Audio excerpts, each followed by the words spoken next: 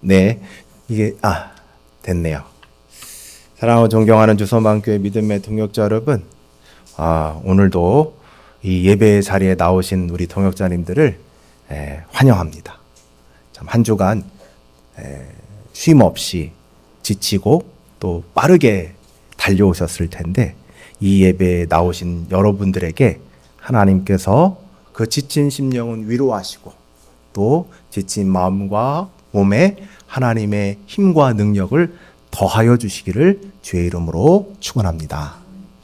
요즘 세상을 보면 이제 사람들이 생각하기를 굳이 하나님 없어도 인생 살아갈 수 있다고 생각하는 것 같습니다. 특별히 AI는 사람의 언어를 넘어서 감정까지도 흉내를 내고 있습니다. 그래서 AI가 작곡을 합니다.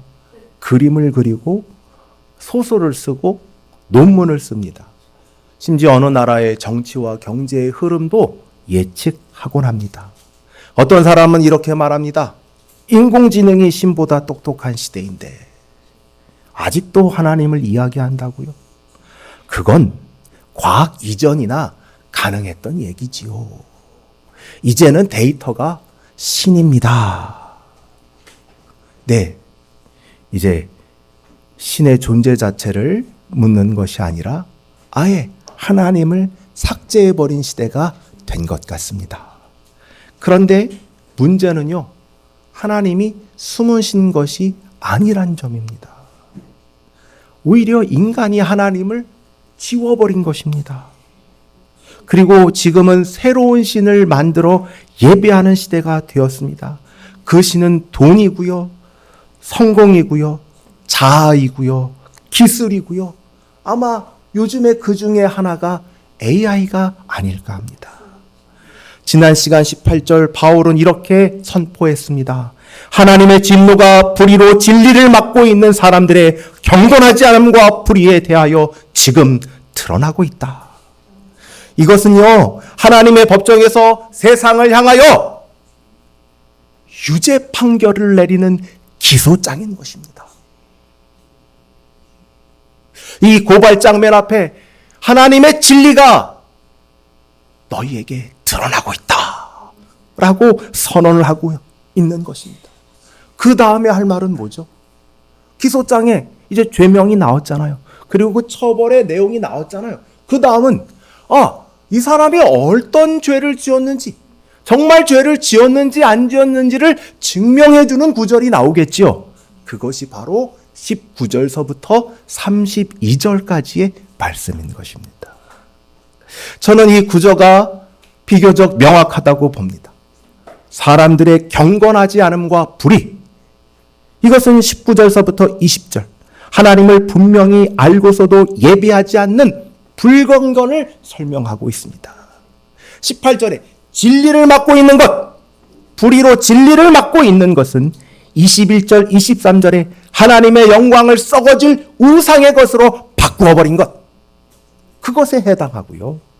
그리고 하나님의 진노가 나타나고 있다는 것은 24절, 25절에 하나님께서 그들의 욕심대로, 더러운 대로 내어버려 두셨다는 것에서 나타나고 있는 것입니다. 지금 이 19절서부터 25절은 18절의 역순으로 점층적으로 이것을 증명해 나가고 있습니다. 그래서 18절의 고발에 대한 정당성을 증명하고 있는 것이죠. 하나님의 진노가 정당하다는 것입니다. 그 이유들을 하나씩 살펴보도록 하겠습니다. 사랑하는 주서망교회 믿음의 동역자 여러분, 하나님을 믿지 않는 사람들은 종종 이렇게 말을 하지요.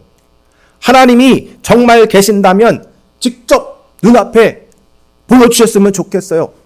저는 두 눈으로 봐야 믿을 수 있어요. 하나님이 안 보여주셨을까요? 성경은 정반대로 설명합니다. 하나님은 안 보여주신 게 아니다. 하나님은 너희에게 안 보이려고 이렇게 숨어 계신 게 아니라 이미 분명히 자신을 온 세상에 충분히 드러내셨다. 오늘 이 말씀을 살펴보면 19절에 알만한 것, 알만한 것이라고 하잖아요. 그 알만한 것은 하나님을 인식할 수 있는 능력을 뜻합니다. 하나님이 사람을 만드셨을 때 어떻게 만드셨어? 하나님의 형상대로 손으로 빚어서 만들었어요. 누구를 닮게 만드셨죠? 하나님을 닮도록. 하나님이 하나님을 닮도록 만들 때 그 심령 안에, 마음 안에, 영혼 안에 무엇을 주셨느냐? 하나님을 아는 지혜, 신지식을 주셨던 것입니다. 칼빈 선생은 기독교 강요에서 이렇게 말합니다. 하나님을 모르는 사람은 없습니다.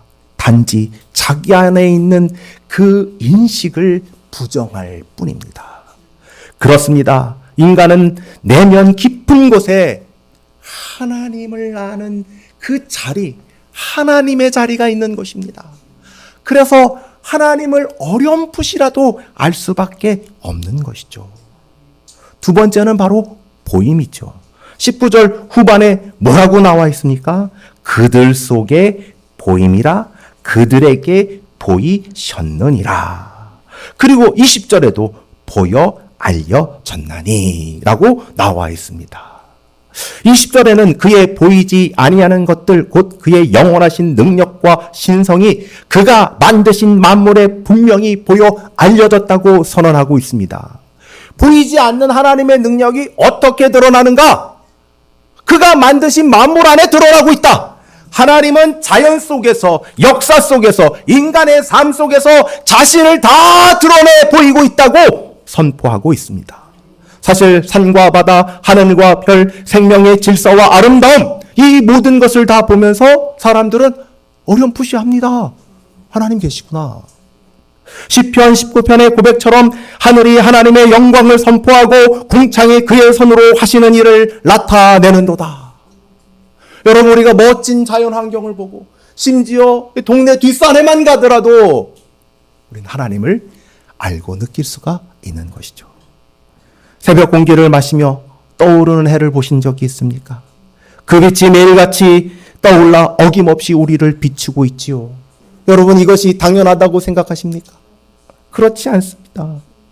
그것은 당연한 것이 아니라 하나님께서 섭리로 붙들고 계시는 것입니다. 그분의 신실하심입니다. 하나님이 붙들고 계시지 않는다면, 섭리하지 않는다면 우주는 없어졌을 겁니다. 가루가 되어버렸을 것입니다. 우주 속의 수많은 별들이 서로 거리와 질서를 지키는 것, 지구와 생명에 꼭 맞게 움직이는 것, 이것이 하나님의 능력과 신성이 보여지는 큰 증거인 것입니다. 그러니 우리는 핑계할 수가 없지요. 20절 이렇게 말합니다. 그러므로 그들은 핑계하지 못할지니라. 내면에는요, 신의식이 있는 거죠. 신지식이 있는 거죠. 외면에는요, 창조의 질서, 섭리가 있는 것이죠. 그렇기 때문에 핑계할 수가 없어요. 그러나 사람들은 어떻게 하고 있는 거예요? 안 보고 있는 거예요. 그 증거를 외면하고 있는 거예요. 하나님이 계신데도 없다고 말하고 있는 거예요. 마치 눈을 감고 안 보여. 귀를 막고 안 들려. 라고 하고 있는 것이에요. 하나님은 여전히 귀 막고 눈 막고 있는 모든 사람들에게 자신을 충분히 온전히 드러내고 있는 것입니다. 그러니 우리는 정직하게 물어봐야 합니다. 나는 정말 하나님을 몰라서 순종하지 않았을까? 아니면 하나님이 말씀하시는 것이 불편해가지고 외면한 것이 아닐까? 우리의 양심은 경고를 하는데 그 소리를 들으면 내가 내 삶을 바꿔야 되니까, 내 삶의 손해를 보고 내 삶에 에너지를 써야 하니까 모른 척한 것은 아닐까 하는 문제입니다. 이것이 단지 개인적 불순종으로만 끝나는 문제가 아니지요. 오늘 세상의 전체가 하나님을 보지 않으려고 눈을 감아버리는 사회가 되었습니다. 하나님이 계신 줄 알면서도 그분을 인정하면 자신이 주인이 될 수 없기에 사람들은 의도적으로 하나님을 지워버립니다. 그래서요, 하나님이 얘기하면요, 그 비이성적인 거 얘기하지 마세요. 그거는 교회 가서 얘기하세요. 기도를 말하면요, 아직도 그런 비과학적 미신을 믿고 있나요? 라고 얘기하면서 아예 언급을 할 수 없게 만듭니다. 학교와 언론은 하나님 없어도 모든 진리를 설명할 수 있다고 말합니다. 인간은 스스로 악과 선을 정하고 생명조차도 자기 마음대로 다루려고 합니다. 그러나 하나님은 말씀하시죠. 너희는 몰라서 나를 떠난 것이 아니라 알면서도 지워버린 것이다. 이 시대는 하나님이 사라진 시대가 아니다. 사람들이 하나님을 밀어낸 시대인 것입니다. 여러분, 19절에 이 정도에서만 말았으면 다행일 텐데요. 한 단계 더 나아가는 거예요. 그런 사람들이 어떤 일을 행하는가? 어떻게 진리를 불의로 막고 있는가를 설명하는데 바로 이렇게 설명합니다. 그들은 하나님을 알되 하나님을 영화롭게도 아니하고 감사하지도 아니하고 오히려 그 생각이 허망하여지며 미련한 마음으로 어두워졌나니. 여러분, 이거는 단순히 무지의 문제가 아니라 반역이라는 점입니다. 하나님을 안다는 말은 단순히 이게 문제겠구나라고 인식한 게 아니라 하나님을 알았다면 마땅히 경배하고 찬양하고 영어롭게 해야 되고 감사해야 되는데 그것이 전혀 없다는 것이죠. 그들의 마음으로 하나님을 거부한 것입니다. 그 결과가 무엇이냐? 허망해진 것입니다. 그 생각이 허망하여졌다라고 말하는데 여기서 허망하여졌다는 말은 텅텅 비어있어요. 목적이 잃어버렸어요. 여러분, 내비게이션 치잖아요. 근데 내비게이션을 치는데 중요한 거는 목적지를 치는 거 아니에요. 내비게이션이 있으면 뭐합니까? 목적지를 쳐야 되는데 목적 없이 돌아다니고 있는 거예요. 자기가 어디 가는지도 모르면서 목적을 잃어버린 거. 의미 없는 것을 쫓고 있는 거예요. 인간의 생각은, 인간의 사고는 방향과 중심을 잃어버렸습니다. 지혜로워 보이지만 실상은 공허한 것입니다. 하나님 없는 이성은 자기 안에서만 맴돌고 무의미한 원을 그릴 뿐입니다. 이럴 때 이 개미들이요, 가끔씩 원을 의미 없이 돌 때가 있어요. 이게 이 현상이 있어요. 그러면 얘네들이 어떻게 하냐면 그 원이 한번 형성되잖아요. 그럼 이 원에서 계속 돌다가 죽을 때까지 돌아요. 그거랑 똑같은 거예요. 그 다음에 미련한 마음이죠. 여러분, 그들의 미련한 마음이 어두워졌다라고 하는데 미련한 것은 분별하지 못하는 상태예요. 지혜를 가장한 무지예요. 자신이 지혜롭다고 여기지만 실제로는 분별을 잃어버린 상태예요. 하나님을 두려워하지 않는 지성은 필연적으로 어리석어집니다. 그 결과가 어둠이죠. 하나님을 버린 순간 마음의 등불이 꺼져버린 것입니다. 그래서 어떤 일이 일어났는가? 썩어지지 아니하는 하나님의 영광을 썩어질 사람의 형상과 금수와 버러지의 형상으로 바꾸었다. 사랑하는 주소망교회 믿음의 동역자 여러분, 이것은 단순히 종교의 실패도 철학의 한계도 아닙니다. 존재의 중심을 바꾼 반역이며 창조주를 끌어내리고 피조물을 왕자에 앉힌 사건입니다. 고대 사회의 우상들 한번 떠올려 볼까요? 그 당시는 이게 더 다가왔을 거예요. 이게 이 이집트의 사람의 몸에 매 머리를 한 호루스라는 신입니다. 호루스라는 신이에요. 그리고 바벨론의 그림에는 없지만 사자와 독수리, 황소를 합친 그런 신상이 있었어요. 그리고 그리스 신화에는 켄타우루스, 기억나시죠? 반은 인간, 반은 말인. 여러분, 이게 뭐라고 하냐면 끔찍한 혼종을 신이라고 하고 있는 거예요. 맞죠? 로마의 황제를 신처럼 떠들고 황제를 하나님의 자리에 두었어요. 네. 지금 우리가 들으면 우스워 보이지만 당시 그들의 눈에는 이런 것들이 신이고 구원의 근원이었어요. 이것이 얼마나 비극적인 교환입니까? 영원한 창조주를 시간 속에 썩어가는 피조물로 바꾸어버리고 하늘의 보좌를 돌나무 금속 덩어리 앞 무릎 꿇는 자리로 바꾸어 살아계신 하나님을 짐승보다 못한 존재로 끌어내리는 것.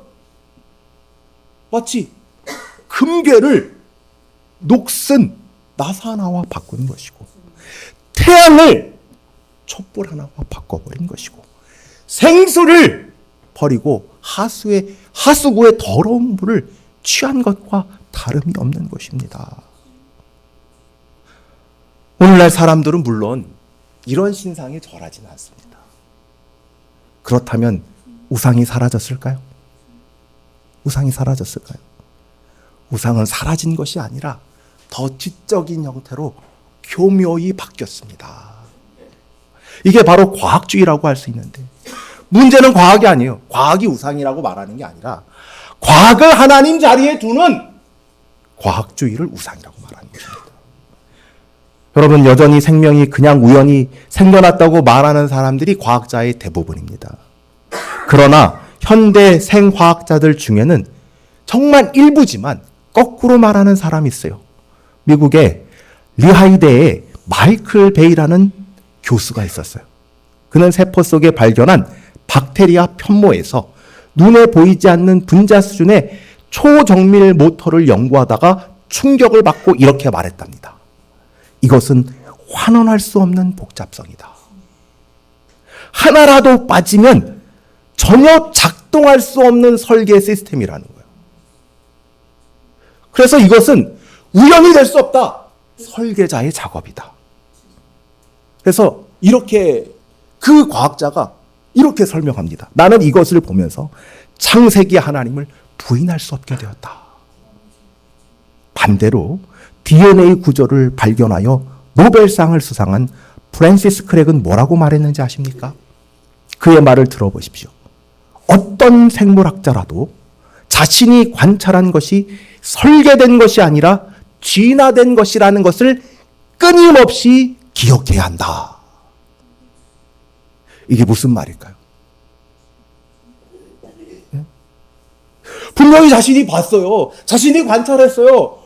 이것은 도저히 진화로 될 수 없는 거야. 우연히 생겨날 수 없는 거야. 이것은 마치 설계된 것 같아. 누군가가 이것을 설계한 거야. 나는 합당한 마음이 들어도 이걸 억누르러야 된다는 거예요. 아니야, 그럴 수 없어. 이건 말이 안 돼. 이건 진화된 거야. 이건 하나님일 리 없어. 눈을 감는 거죠. 이게 바로 바울이 말한 불의로 진리를 막는 사람들의 모습입니다. 하나님은 분명히 자신을 만물 가운데 드러내셨지만, 심지어 분자 생물학의 이 편모 속에도, 분자 안에도 드러내셨잖아요. 사람들은 스스로 그 빛을 가려버리며 하나님께 영광을 돌리지 않고 피조물을 숭배한 게 된 것입니다. 사랑하는 주소만교회 동역자 여러분, 이것이 바로 오늘의 세상입니다. 하나님은 안 보이는 것이 아니라 사람들이 하나님을 지워버린 것이고, 그것이 바로 하나님의 진노가 드러나는 이유인 것입니다. 그러면 그 진노가 어떻게 드러날까요? 가끔씩 생각하는 건데, 하나님의 진노가 번개치듯 드러났으면 좋겠다. 이럴 때가 있어요. 누가 악한 이들을 보면, 하나님, 저 사람 왜 이렇게 잘 살아요? 하나님이 번개 한번 내려가지고 그냥 파바바바박 이런 마음 간혹 들곤 하잖아요. 이런 것처럼 하나님의 진노를 하면 사람들은 당장 벌하시는 하나님 이렇게 떠올리곤 합니다. 그러나 오늘 본문이 말하는 진노는 전혀 다른 차원이에요. 하나님께서 그들을 내버려 두셨다 라고 말을 합니다. 그러니까 때리지도 않고 막지도 않고 그냥 내가 원하는 대로 한번 마음껏 좀 해봐라 라는 게 하나님의 진노가 드러났다라는 것이죠. 성령이 내버려 두셨다라고 말하는 표현은 감정적인 포기가 아니에요. 법정에서 판결을 내리듯 나 더 이상 너의 삶에 간섭하지 않겠다 라는 사법적 포기를 뜻합니다. 하나님이 이렇게 생각하는 거예요. 이렇게 선언하는 거예요. 우리도 가끔 그럴 때 있어요. 야, 네 하고 싶은 대로 다 해. 난 더 이상 간섭하지 않을래. 한번 너 하고 싶은 대로 다 해서 끝까지 가봐. 우리 이런 말 간혹 하잖아요. 우리 정말 자녀들에게도 우리 마음은 그게 아닌데 너무 화가 나면 얘는 수업료를 한번 지불해 봐야 돼. 내가 아무리 말을 해도 안 돼. 한번 네가 하고 싶은 대로 다 해봐. 물론 말은 그렇지만 마음은 그런 게 아닌 걸 아실 거예요. 예. 근데 이런 마음이 진짜라면 그거 진노한 것 아닙니까? 분노하는 상태를 나타내는 것인데 그게 지금 하나님의 상태라는 거예요. 더 이상 죄를 억제하지 않으신다는 겁니다. 그러면 잔소리 들을 때가 좋은 때죠. 하나님이 잔소리 안 하신다는 거예요. 하나님, 우리 부모님한테 혼나는 때가 그나마 좋은 때죠. 살아보니. 근데 더 이상 혼내시지 않겠다는 거예요. 네 마음대로 해. 이게 바로 진노라는 것입니다. 그게 괜찮아 보여? 이게 하나님의 의도예요? 괜찮아 보여? 그러면 네가 스스로 하나님 돼가지고 네 인생 한번 직접 살아봐. 이거는 하나님의 진노죠. 이 분노가 느껴지세요? 너 그렇게 한번 살아봐. 절벽을 향해 가는 열차를 내버려 두신다면, 이 그림에도 있는데 절벽을 향해 뛰어들고 있는 사람들이 있는데 그를 내버려 두신다면, 그들을 내버려 두신다면 그거 뭡니까? 진노죠. 정말 진노하지 않았다면요, 야, 이 사람들아, 지금 뭐 하고 있는 거야? 거기로 가면 죽어! 라고 말려야 되는 거잖아요. 그러니까 이게 가장 무서운 심판의 순간인 것입니다. 사랑하는 주 서망교회 믿음의 동역자 여러분, 고대 사람들은 눈에 보이는 금송아지나 짐승의 형상을 만들고 그것을 신이라 섬겼습니다. 그러나 오늘날 세상은 훨씬 더 세련되고 더 지성과 과학의 언어를 입었을 뿐 본질은 똑같은 우상 숭배를 되풀이하고 있습니다. 그 결과 하나님은 어떻게 하셨느냐? 그냥 내버려 두신 겁니다. 그 모습 한번 살펴볼까요? 그 추악하고 이중적인 모습 말입니다. 어떤 사람들은 사람을 하나님의 자리에 올려놨어요. 정치 지도자 한마디에 진리가 바뀌어요. 유명 유튜버가 말하면 팩트가 돼요. 연예인의 표정 하나, 눈짓 하나에 수백만 명의 감정이 맡겨집니다. 그가 울면 다 같이 울고, 그가 웃으면 다 같이 웃어요. 그래서 연예인을 뭐라고 하죠? 아이돌, 우상입니다. 사람의 말이 하나님의 말씀보다 더 큰 권위를 가진 시대, 그렇게 사람을 신격화하여 인간을 하나님 대신 예배하고 있는 것입니다. 또 어떤 사람은 하나님의 형상대로 지음받은 인간을 낮추고 하나님이 창조하신 피조물을 그 위에 올려놓고 있습니다. 반려동물 한번 생각해 볼까요? 반려동물을 극진히 예배 수준의 헌신을 바치면서도 하나님 앞에선 단 1초의 경외도 없습니다. 하나님의 형상인 사람에 대해서는 차갑고 무관심합니다. 그러나 개밥, 개사료, 고양이 추루, 고양이 장난감, 이런 것은 수십만 원을 쓰고 있습니다. 사람들이요, 애완동물의 재롱을 보고 강아지가 뛰어나와가지고 막 반가워하면 그렇게 좋아요. 그게 나쁘다는 건 아닌데 동물에게 사랑을 주고 사랑을 갈구해요. 그러면서도 진정한 인격적인 교제와 사랑을 나누어야 될 가족과 지인들과 사람들과의 관계에서는 차갑고 서툴고 회피합니다. 사람들과 관계를 안 맺어요. 결혼 대신에 비혼을 택하고 이혼을 조론이라 부르면서 나 혼자 산다를 즐기고 있습니다. 강아지를 아들, 딸이라고 불러요. 그래서 자기를 개엄마, 개아빠라고 불러요. 고양이의 집사가 되면서도 자신의 뱃속의 아이는 무자비하게 낙태하는 시대가 되어버린 것이죠. 이게 로마서가 말하는 하나님께서 내어버려 두신다는 현대의 모습인 것입니다. 지금 이 시대는 과학과 기술이란 이름으로 하나님을 몰아낸 결과 하나님께서 인간을 그대로 내어버린 현실이 얼마나 무서운지를 오늘날만큼 잘 드러내주는 시대가 없어요. 바로 AI가 인간 자리에 대신 들어오고 있습니다. 이제요, 개발자를 밀어내요, AI가. 개발자를 밀어내고 코드를 짜고요. 기자 대신에 기사를 쓰고요. 화가 대신에 그림을 그리고요. 작가 대신에 소설을 씁니다. 교사 대신에 학생들을 가르쳐요. 심지어 우울증과 외로움을 상담해 줍니다. 그리고 이제 얼마 남지 않았어요. AI 목사님이 등장할 것이고 AI 목회자가 들어와서 설교도 하고 상담도 할 거예요. 사람들은요, 이제 스스로 생각하는 존재, 존엄한 존재가 아니라 AI에게 묻고 따르는 존재가 되었어요. 지식활동, 창조활동, 판단 능력까지 빼앗기면서 하나님의 형상으로 지음받은 존재라는 사실조차 까맣게 잊어버리고 있어요. 사람은 주인이 아니라 대체 가능한 부품처럼 취급해버린 이 시대야말로 하나님이 인간을 그대로 내어버려 주셨을 때 어디까지 추락할 수 있는지를 보여주고 있습니다. 말씀을 맺고자 합니다. 사랑하는 주소만교회 믿음의 동역자 여러분, 하나님의 진노는 부당한 분노가 아니라 거룩한 반응이었습니다. 왜 그럴까요? 첫째, 하나님은 모든 사람들에게 자신을 분명히 보이셨습니다. 하나님은 숨어 계신 적이 없어요. 우리 안의 양심을 통해 세상의 질서와 인생의 수많은 순간을 통해 분명히 자신을 드러내 보이셨습니다. 그러니 우리는 하나님을 몰랐다고 핑계할 수 없어요. 두 번째, 하나님을 몰라서가 아닙니다. 하나님을 알면서도 스스로 주인 되기 위하여 고의로 눈을 감았어요. 하나님의 영광을 썩어질 우상으로 바꾸었어요. 이것은 실수가 아닙니다. 반역인 것입니다. 세 번째, 하나님은 끝내 그들을 내버려 두셨어요.